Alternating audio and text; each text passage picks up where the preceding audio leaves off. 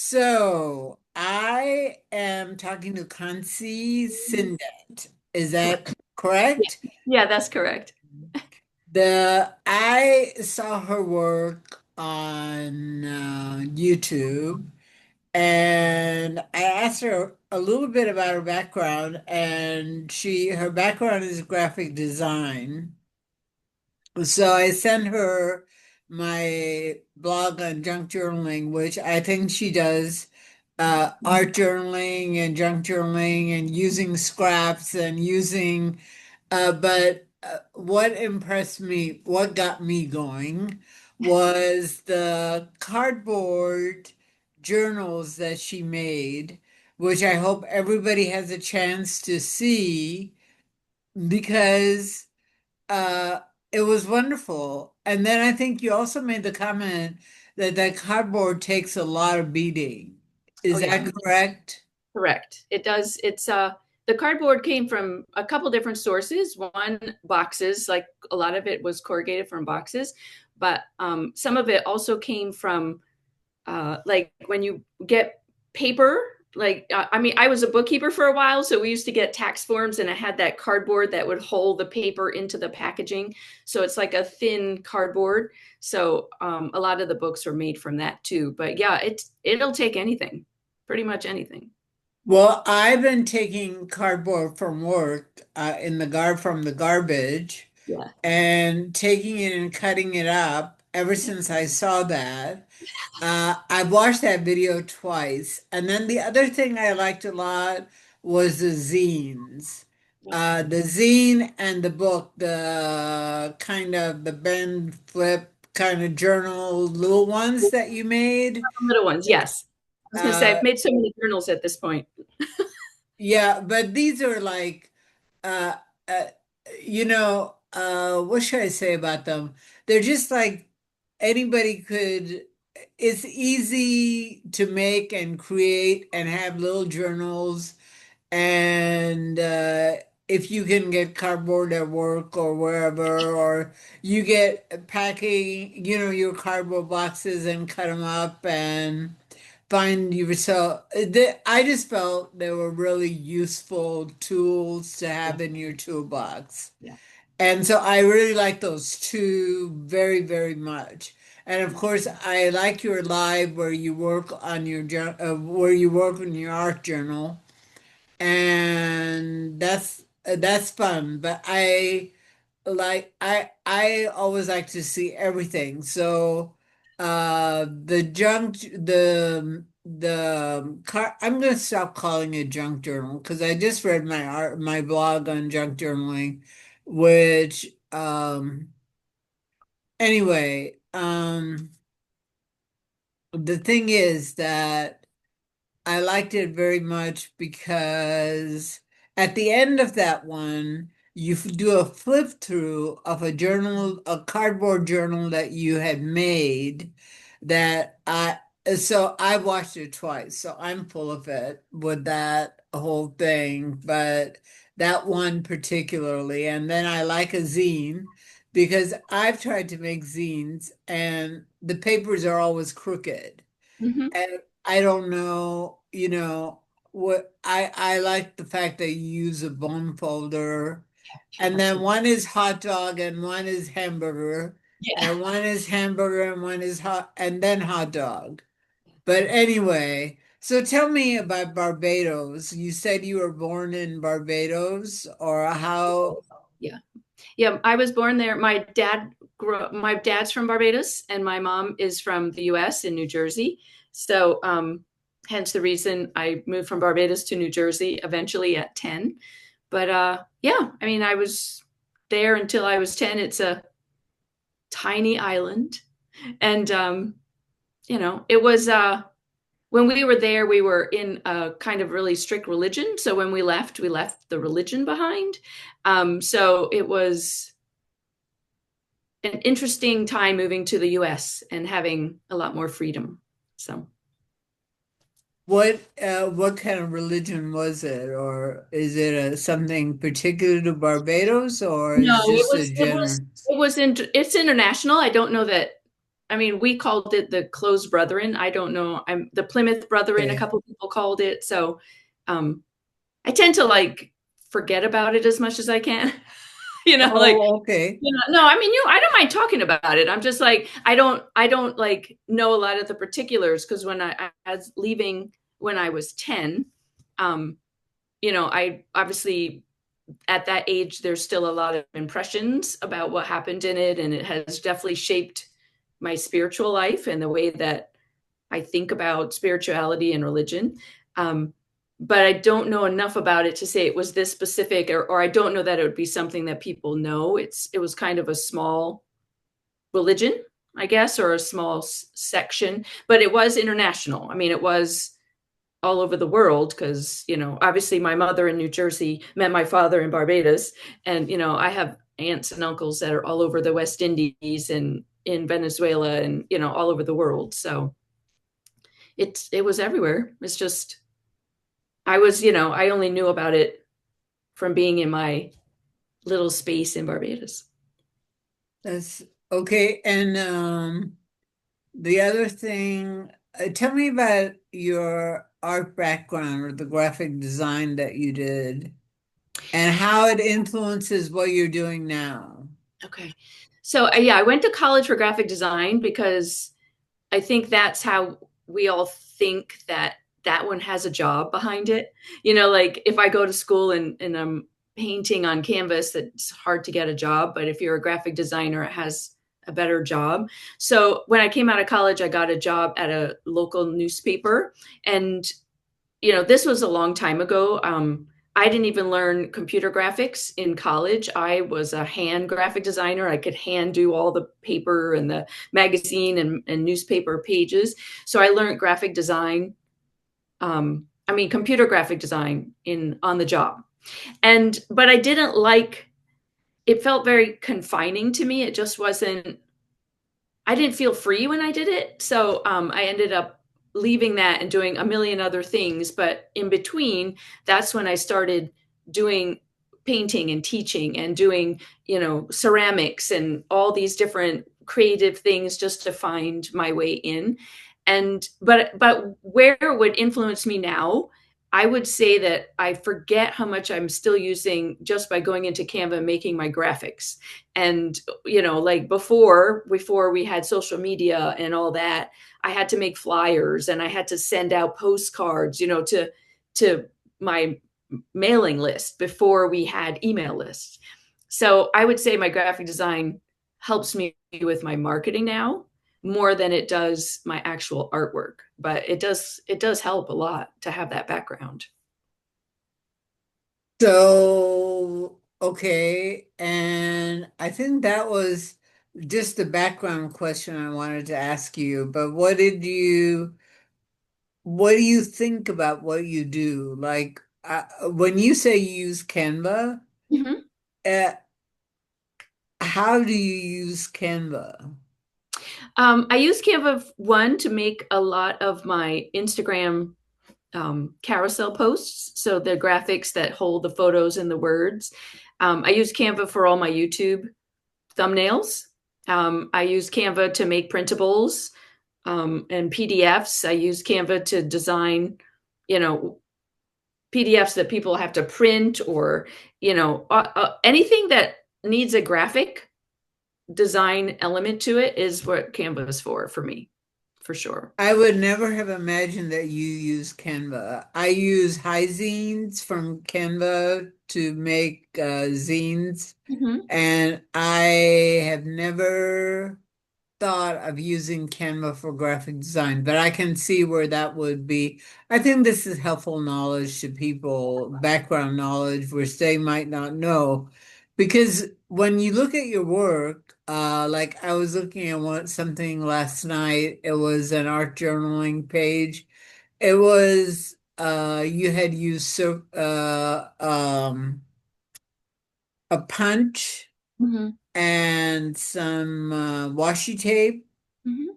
And then you had designed sort of like this eye-shaped design, Okay. and there were three of them, and then you laid it out, and then underneath it, you put washi tape at the end. Yeah. But what I like, I was, I liked the color tag that that you used in this particular part of it, and then I could be confusing a couple of them because I've watched so many of your videos, but this had the color tag on it, and then there was another one where you use the eye shape and the washi and the flowers on the bottom and the washi again. And it just seems to me that it was very unconventional and very not art school graphic design kind of thing. It was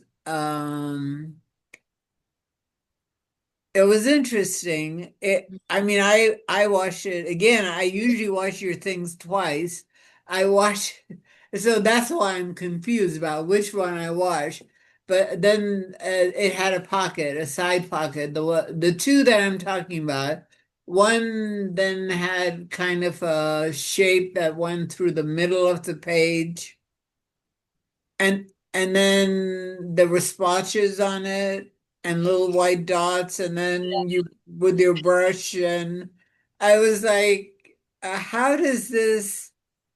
What do you think about when you do that? What is it that you're trying to accomplish? Or okay, are you when you do an art journal page, like I'm traditional enough that I went to art school, so I'm traditional enough that when I do an art journal, I am really planning something.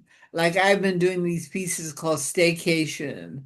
And so one junk journal is about Milan. It's my friend Matteo and Milan. He also has a YouTube channel, but about Matteo and me and Milan and and the prints that he sent me and things like that, or designs that he sent me.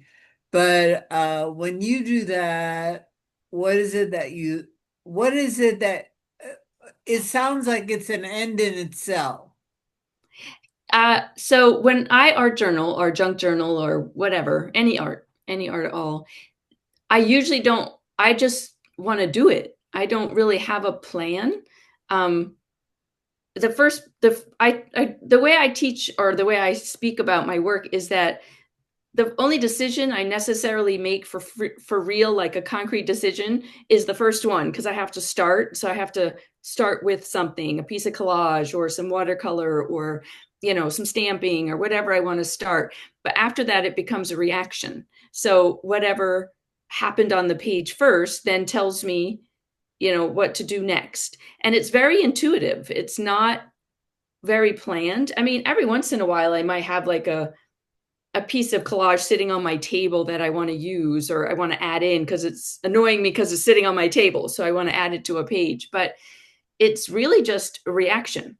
It's, this white dots look fun. So why do I like the white dots? Well, because they're dots. So could I add more dots? Am I interested in dots? It's almost like I'm constantly asking myself questions. But without realizing it, it is very intuitive, is how I would say. Like what is it that draws me on my page? Is it annoying me? If it's annoying me, how do I fix it? If it's I love something, do I want to add more? Why is this working? Do I feel restful when I look at it? Because that's how I know when something is done. It just starts to feel very peaceful. Like my eyes travel across it really gently, and I don't get stuck on sections of it. It just feels cohesive. And so I actually use the term like it stops talking to me. Like it doesn't, nothing is going beep, beep, beep, me, look at me, look at me, look at me. It just stops talking. It's just peaceful.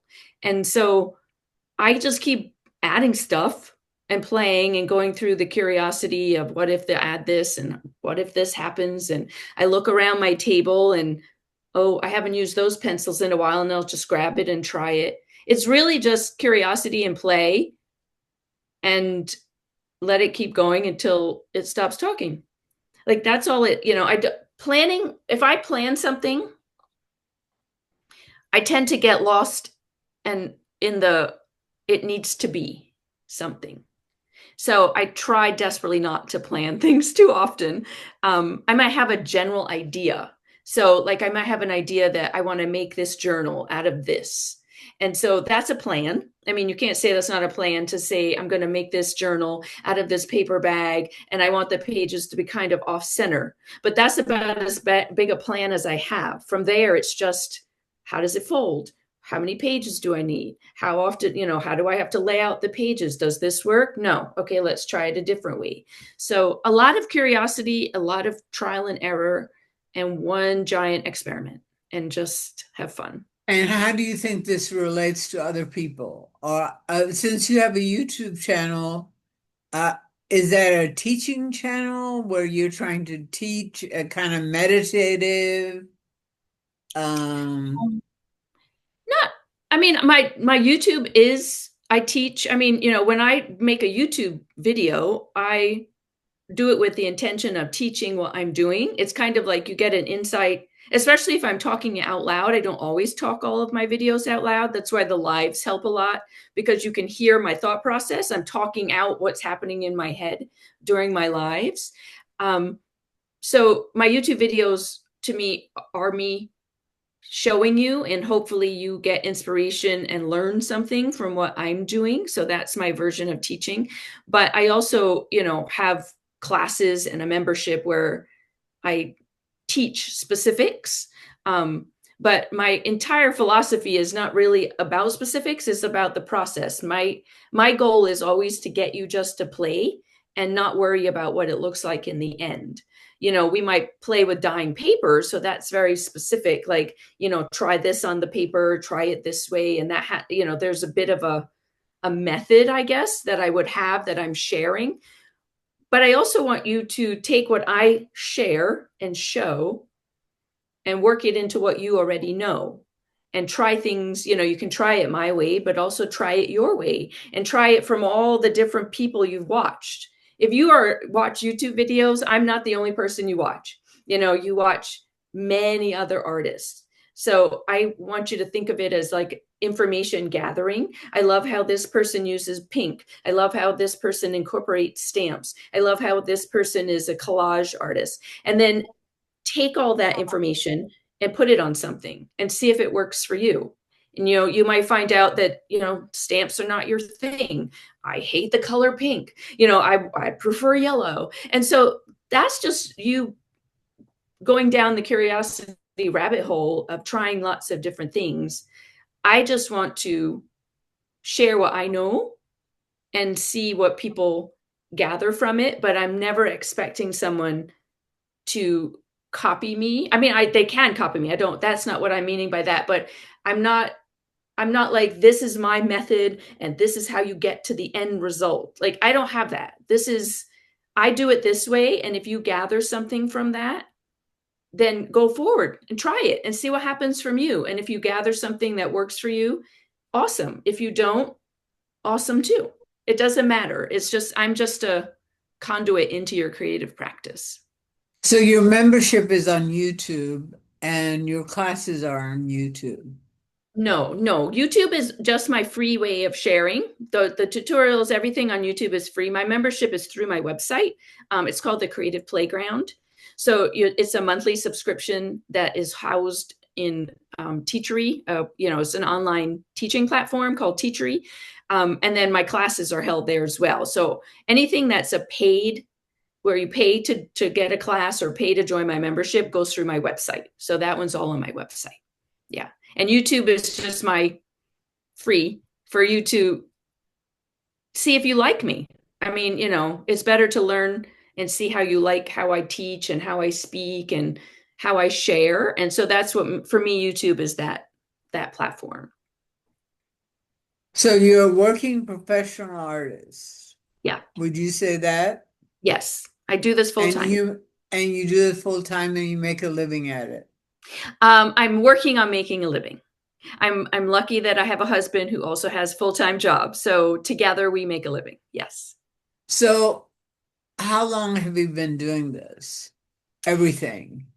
Okay, well, the iteration that I'm currently in, I've been doing full time for about a year, almost a year and a half, but I have gone in and out of full time creative businesses since I was 30, so like 25 years.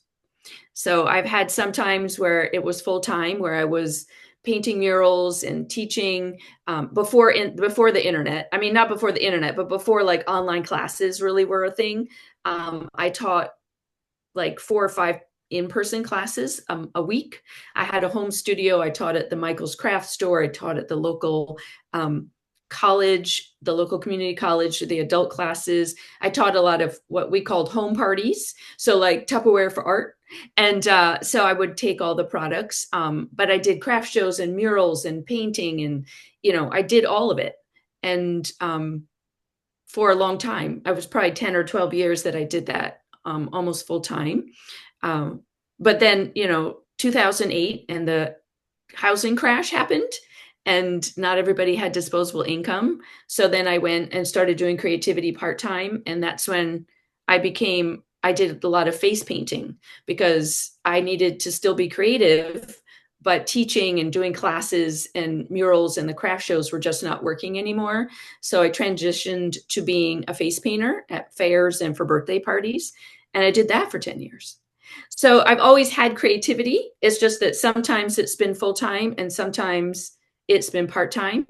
And I've always been working my way back to being a full time artist. And so, April of last year, 2024, I quit my bookkeeping job and started doing this full time. So, So how do you reach people? I'm just hoping that this will be very helpful to people sure. because I find your YouTube channel helpful. I Okay. mean, I find, like I told you, what I like. I like to watch you. I like to watch I like to watch the freedom of your page. Um I find that kind of exciting. I also I'm trying to study outsider art, which is which used by definition used to be art that people with disabilities of some kind did. The most famous would be My Left Foot, where the movie where the guy paints with his left foot, and I think outside art came to be thought of as people with mental illness that did this. And I in no way mean to insult anybody. That's not what I'm saying and not what I mean. But how it's interpreted today, my son actually told me about it. He saw what I did and how I interviewed people or artists that I saw on YouTube. And he said, it's outsider art, and I said, it's not outsider art. And he said, oh, yes, it is. It's a new definition of outsider art. And that has an energy, a rawness, and that's very exciting. It steps out of the world of art school, Mhm. and I study it because of that. I study how the artists do that. I'm hoping to write something a little longer on it. I've started teaching classes in sustainability and junk journaling and art journaling, meaning that people can use things that are sustainable, and probably I will show your video with the cardboard or something if I teach that again. So I'm hoping to teach that again. It's Good. a very specific thing.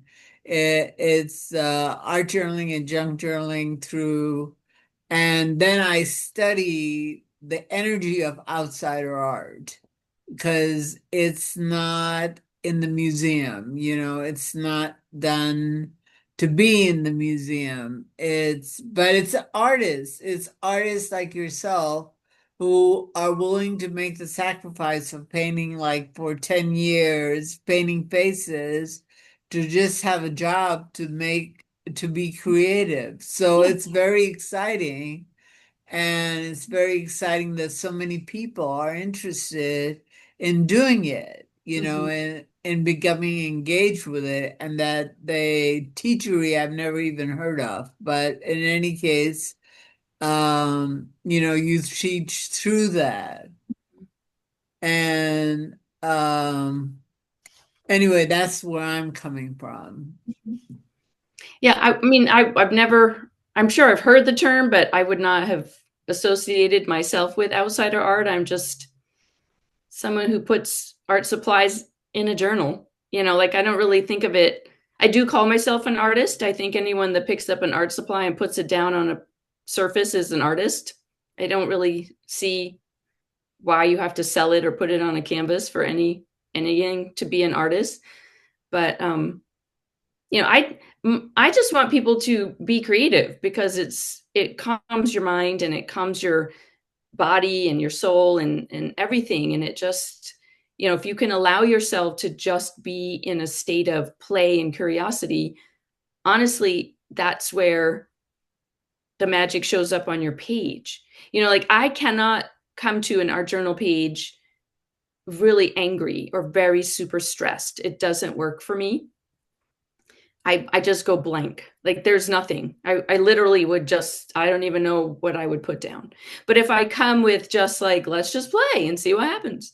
And eventually, like maybe something that's bothering me or that's popping around in my subconscious will pop in. And the words that I add to the page at the end, or an image that I found in collage, or, it'll just show up. And so sometimes it can mean something, but most of the time it's just because I got to put Play. stuff down. Yeah, I just want to play. I just want to play with color and texture and I also really love sharing. Like I do not create every day.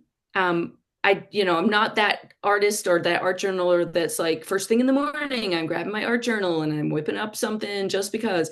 I thrive on making art and doing art journaling and recording my art journals and my junk journals and how I do things to share. Like I thrive on that. I thrive on the sharing aspect because sometimes I wonder if I didn't share it, would I do it? Like that's a question I ask myself a lot. I have a feeling I would find a different way, just like how when I first did the teaching classes and the murals and all that, I also physically burnt out. Like I couldn't work anymore. And I've actually told the story where I almost said, I did say to myself, I'm going to stop being creative. I'm just going to go find a job, just any job. I'll just find a job that's not creative. And I became a face painter because for some reason I didn't think face painting was creative. And all I did was still like creativity wouldn't leave me. That's what I always tell, like creativity is in all of us. It's just finding its path out, like how will it come out of you.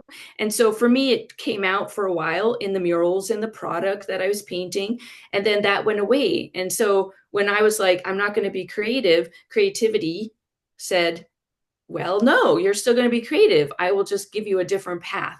And that was face painting on children. I mean, I never would have thought of that. When I grew up, face painting was like, drawing a balloon on some child's cheek. And the face painting world I walked into was full faces, full. I mean, I've painted full bodies, so it was my art just came out on a different canvas, but I still was creative until that ran its course. And then I found art journaling. And then I was like, could channel my art back into a different canvas, which was paper and journals. How So did you find art journaling? I found it by I was looking for a way to make my planner and to-do list pretty enough that I would actually look at it. I know, don't we all want to do that?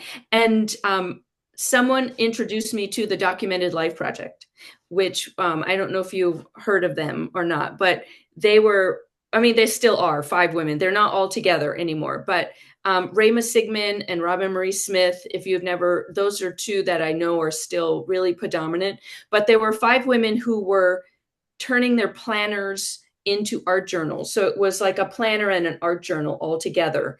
and they um, taught this year-long class called the Documented Life Project. And so that's how I was introduced to art journaling, through the lens of the planner world. So, but not all of them liked using their planner. A lot of them just used it as an art journal. So that's how I learned about art journaling, was through the Documented Life Project. I think if you still Google it, you can find classes and I've information on run it. across it. I just Yeah. didn't know what it was because Yeah. I don't deal with planners. Yeah. I mean, If I I did. had to deal with planners, Yeah. I would never do anything. No, I mean, no. it's totally antithetical to what it means to have a planner. Right. Exactly.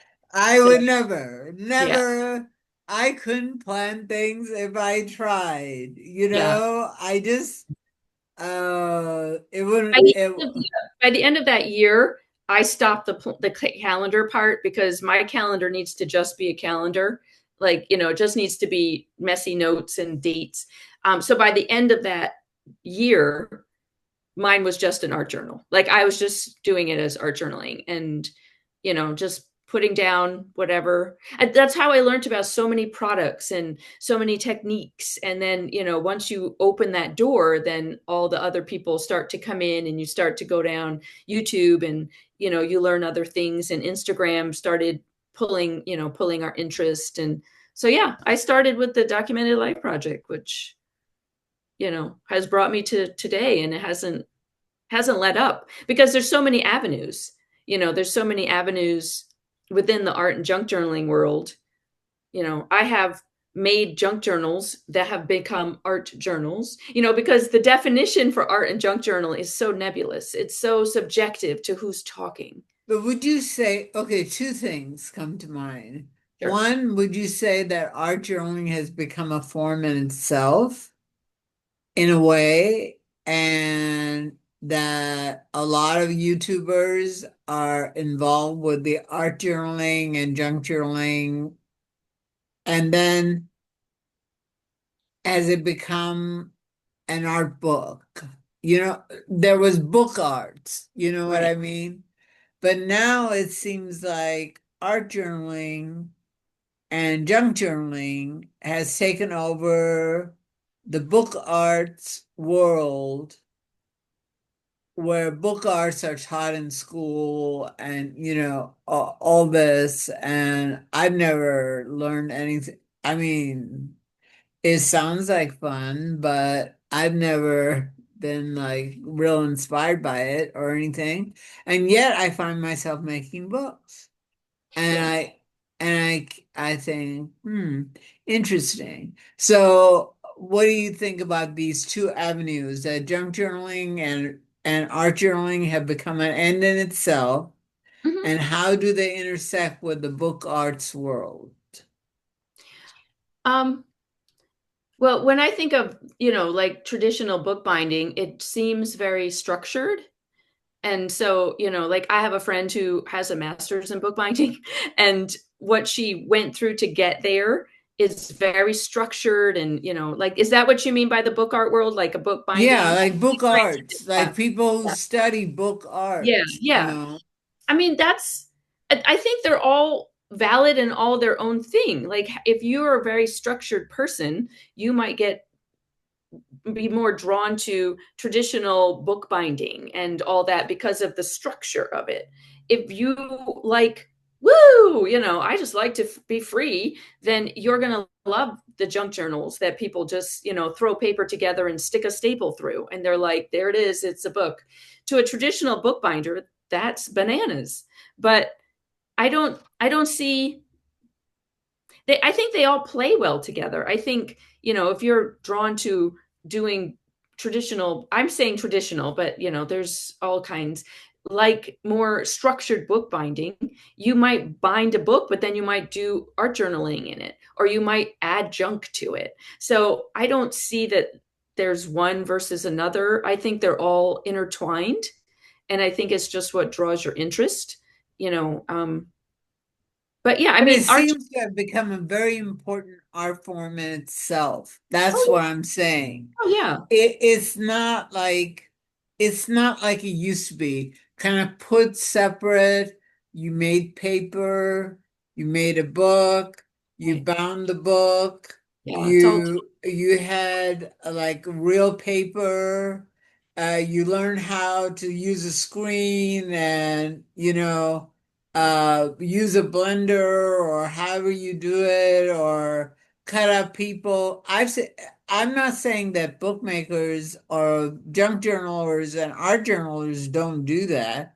I've known a lot who I've seen a lot who will take this and make a screen and put and just take their whatever. I don't know what I can't remember. I haven't studied it really, but they throw whatever they have in there and say, okay, I'm going to make paper out of it, and then they rattle their screen and put it yeah. down and take it out in the sun because they live in Arizona. And Robin McGlendon, I think that's who I was watching, making paper and stuff like that.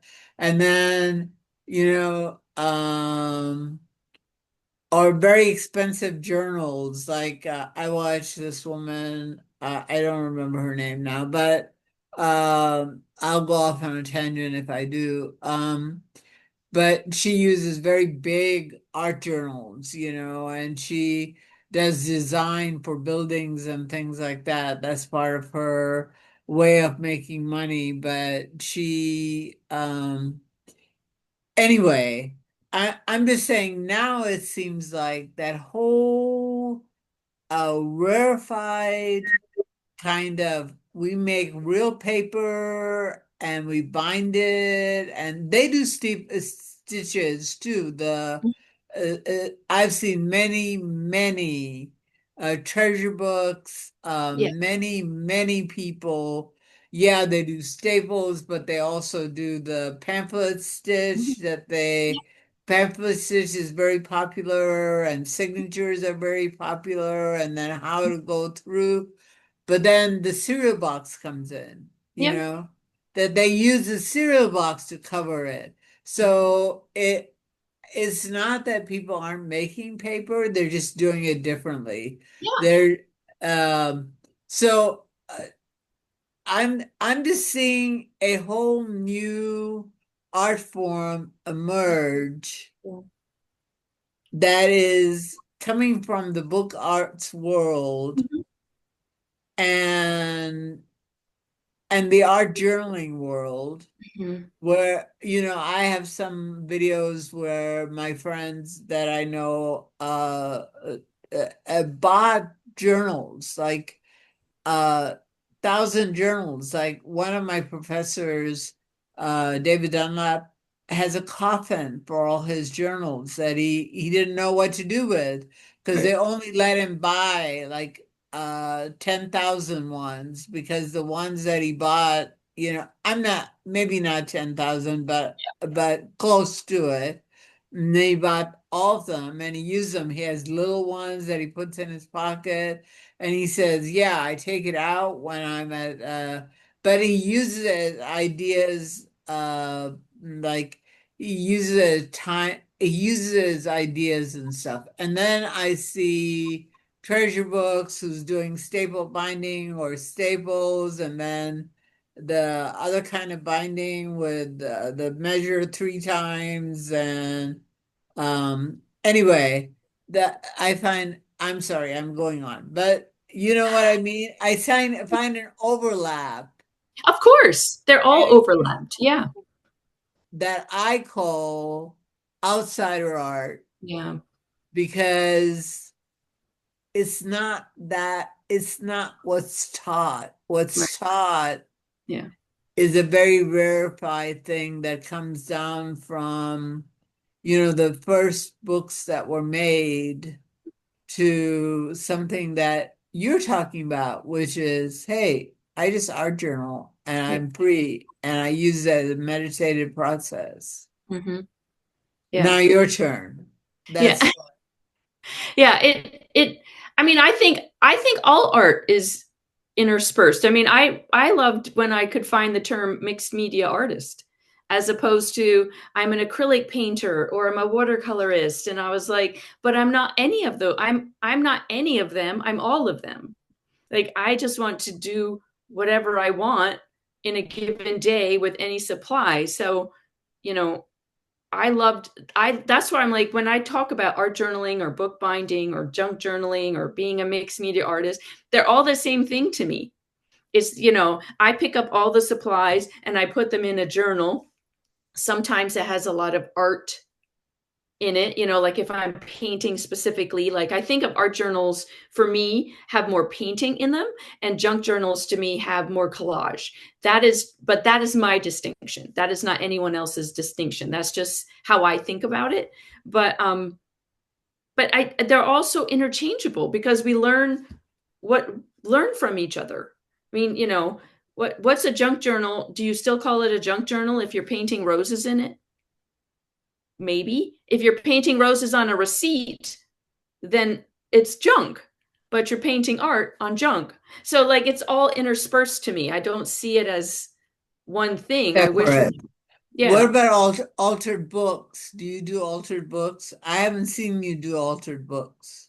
The only altar book I've done is I did a kids board book. Like I've done a children's I board. I think I've seen that. Yeah. But I like smaller books. So to me, to take a novel, which I consider, I guess, the altered book world would be to take a regular book and start working in it. It has too many pages in it and it's overwhelming to me. Like I like to finish things sometimes, so I don't always want to have this book that's going to take me forever. I just, I it's just not my thing. But it doesn't say like tomorrow somebody hands me something or I run across a book and I'm like, there it is. That's the thing. That's the altered book I'll try. So it's just not something I've done. That's it. Nothing, it's just not something I'm drawn to today. But who knows tomorrow? Yeah. What do you teach in your classes? What do I teach? Mhm. Um, most recently, I think I've been teaching a lot of like building art journals and building like folios and things that you can use is what I'm calling like deconstructed art journals. So instead of the pages being bound together, you make a folio and you stick lots of blank paper in it, and then you can pull it out. And I teach that. Like within the membership, I've taught everything. I mean, art journaling, stamp carving, jelly printing, how to do specific, fussy painting your own flowers so you can fussy cut them back out, so you can watercolor them. I will try anything. Like I teach whatever is making me interested and curious at the time. And how do your students respond to that?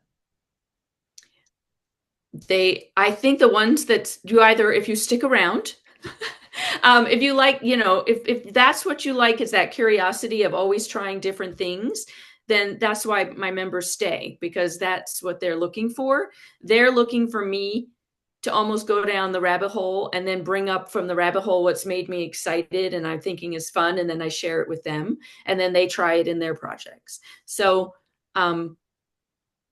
like for people who continually stay with me, that I think is one of the draws, is that I keep trying things like a squirrel, like, ooh, shiny thing. And I go and try it and then I share it. So I always want to share things that light me up. I don't share projects that stress me. Like I used to share projects when back in the day before I burnt out, I would do what students asked me. So they'd be like, I saw this project. Can you figure out, this picture? Can you figure out how to teach us how to do this? And I would, but it wasn't exciting. Like after a while, I was just doing what other people wanted me to do. Now, if I'm not excited about a project, I won't teach it. Like even if it's requested of me, like I have to have fun with it, and I have to be interested in it, and I have to love what I'm showing, and the diving in and trying things. In order for that energy to translate to you as the student to enjoy it. So yeah. And I will also teach. There's many times in my membership, because it's my membership and I'm used to them and they're used to me.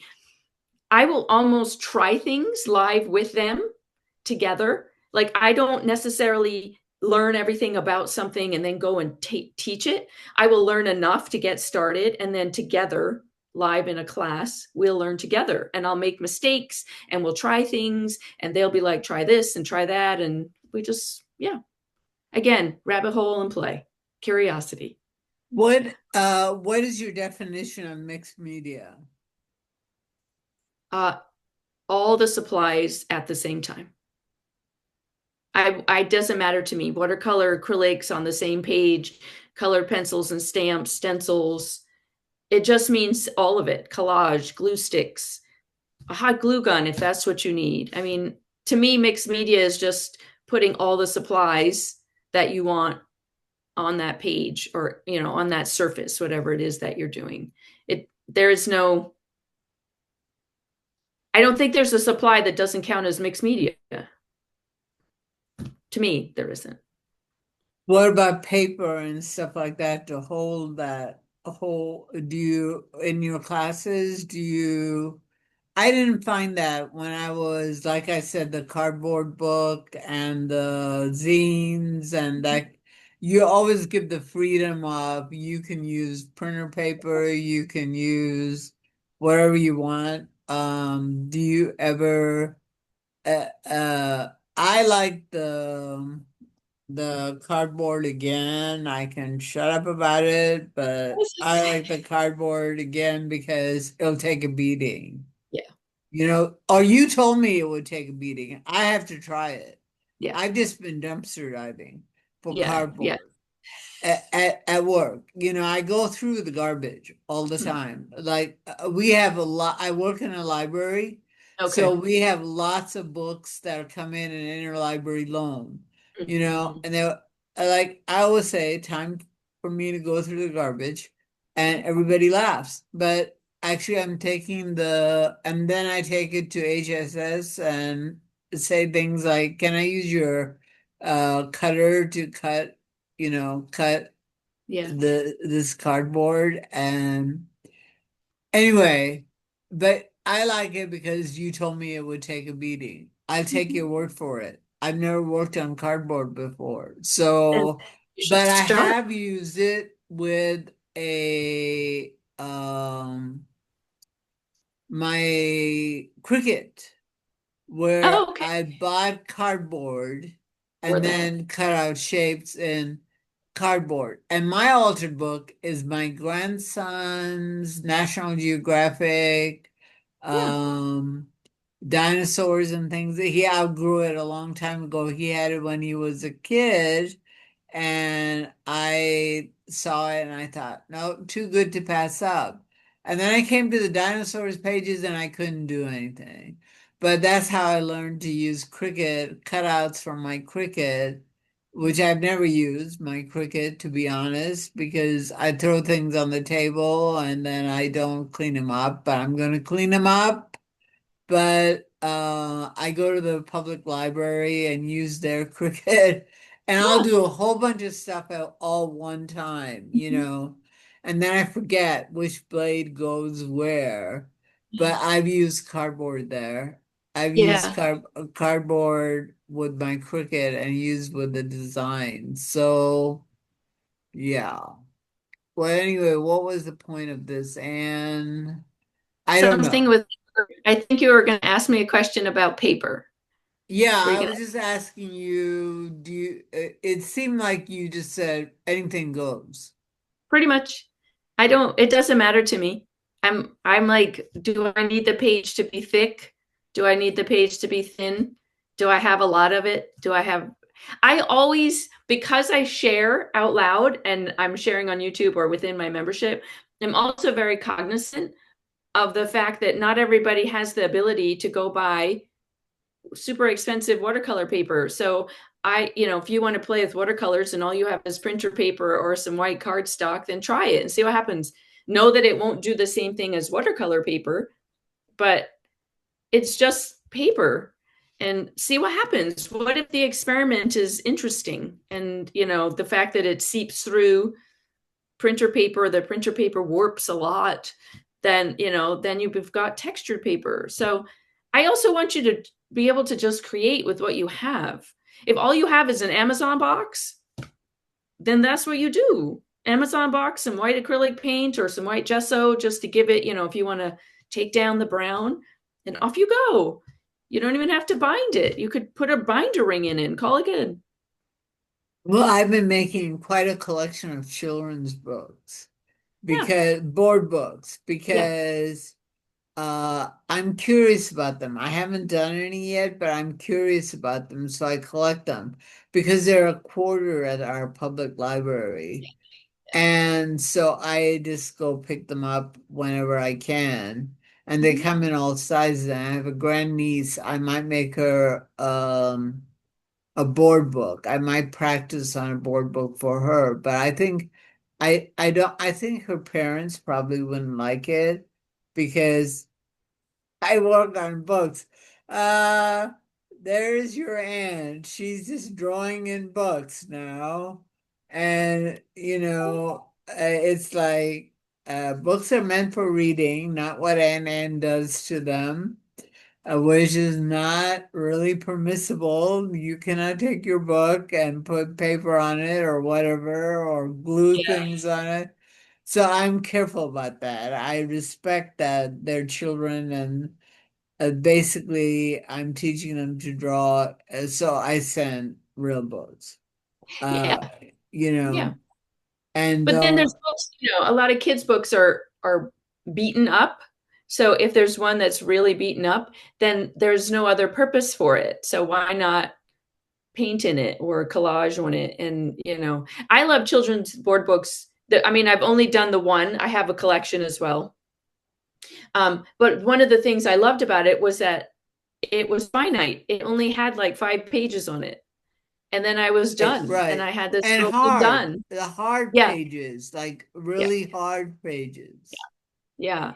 So, it was fun to do. Mine was tiny. It was just like a 3 by 3 square. And but I enjoyed that process of I just had to do like 5 pages and then I was done and I was like, "Oh, yay, I did. I finished." So that helps a lot when you're working. I like things that are um someone pointed this out to me that I kept saying it, and now I'm like, oh yeah, it is true.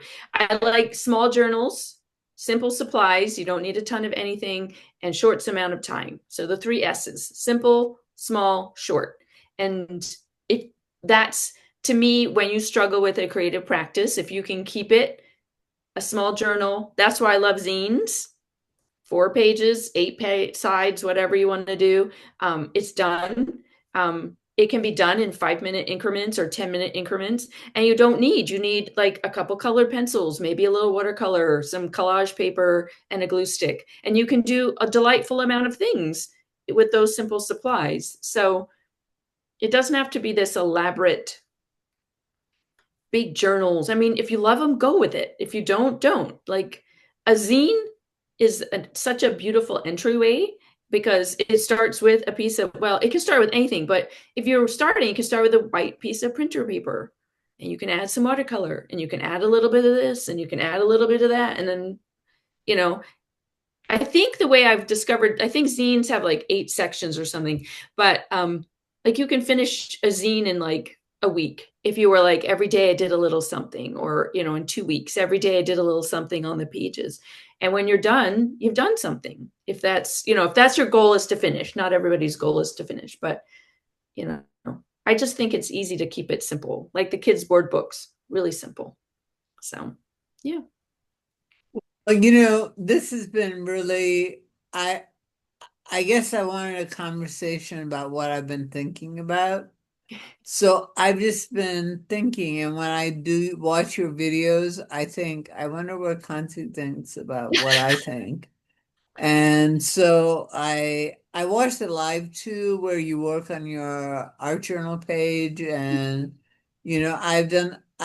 I've watched it after it's over. So Yeah. but I always wanted to know what you thought about that. And I will continue because I'm interested in this energy, this outsider. And what I mean by outsider is we just talked about book arts. I, Mhm. and where the overlaps are. You talked about where the overlaps are. Yes, there are overlaps, but they're totally different from what's taught at our school. Oh yeah, I yeah. mean, it's like, and I TA'd for a guy who always encouraged people to do everything that they wanted to do, Hmm. or anything that they wanted to do. And he would come around, and his name was Howard, and Howard would come around and just say, okay, you know, get some get something into it, get you into it, and I watched him for a long time. And then when I found YouTube and I found when I started working in things on the side in YouTube, I I I found that same kind of energy that Howard was talking about. I find that energy in all the people that I watch. I don't pick everybody to interview, Well, but there are people that I feel like we have some kind of simpatico, or there's something there that I think will speak to me, or for example, I come from a very religious Christian background. I didn't know that about you, but I'm not surprised. And that you have a graphic design, I didn't know that. And yet I'm not surprised. And, all this, and I'm not surprised. And that you grew up in Barbados, I'm not surprised. And it's interesting how even the people I pick are people that have something in common with me. I grew up in Pakistan. I came here when I was 15. okay. I can relate somehow. It's instinct, by instinct, knowing nothing, Mhm. you know. Yeah. Um, we have commonalities, in our backgrounds, Yeah. and now my parents didn't belong to any kind of sect or anything like that, but they were just very Christian, they were very right wing. My father was a Republican kind of thing, very right wing, very religious. We went to church and hey, sat around after church at a dinner table and discussed things, maybe